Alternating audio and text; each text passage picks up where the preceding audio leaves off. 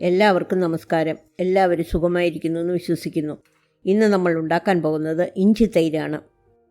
ഇഞ്ചി തൈര് ഉണ്ടാക്കാനായി ഞാൻ എടുത്തത് 1 കപ്പ് കട്ടയുടച്ച തൈരാണ്.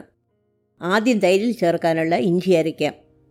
ഒരു മിക്സിയുടെ ജാറിൽ 2 വലിയ കഷ്ണം ഇഞ്ചി മുറിച്ചത്, 1/4 കപ്പ് തേങ്ങ ചിരികിയത്, 3 പച്ചമുളക്, എരിവുള്ളതാണെങ്കിൽ 2 മതി, 2 കറിവേപ്പില, 2 ടേബിൾ സ്പൂൺ തൈര്, ഇത്രയിട്ട് പേസ്റ്റ് പോലെ അരച്ചു വയ്ക്കുക. ഇനി കടുക് താളിക്കാനായി ഒരു പാത്രം ഗ്യാസിൽ വെച്ച് 1 ടേബിൾ സ്പൂൺ വെളിച്ചെണ്ണ ഒഴിച്ച് ചൂടാകുമ്പോൾ 1/2 ടീസ്പൂൺ കടുകിട്ട് പൊട്ടിക്കുക.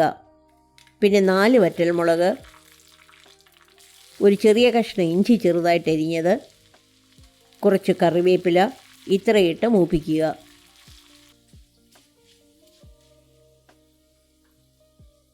ഇനി കട്ടയുടച്ചു വെച്ചിരിക്കുന്ന തൈരിലേക്ക് ആവശ്യത്തിന് ഉപ്പും അരപ്പും ചേർത്ത് നന്നായിട്ട് ഇളക്കുക.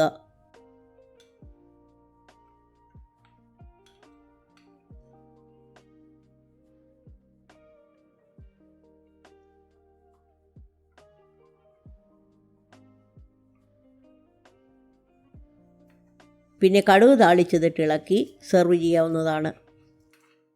ഈ റെസിപ്പി എല്ലാവർക്കും ഇഷ്ടപ്പെട്ടെന്ന് വിശ്വസിക്കുന്നു. ലൈക്ക് ചെയ്യാനും ഉണ്ടാക്കി നോക്കിയിട്ട് അഭിപ്രായം അറിയിക്കാനും മറക്കരുത്.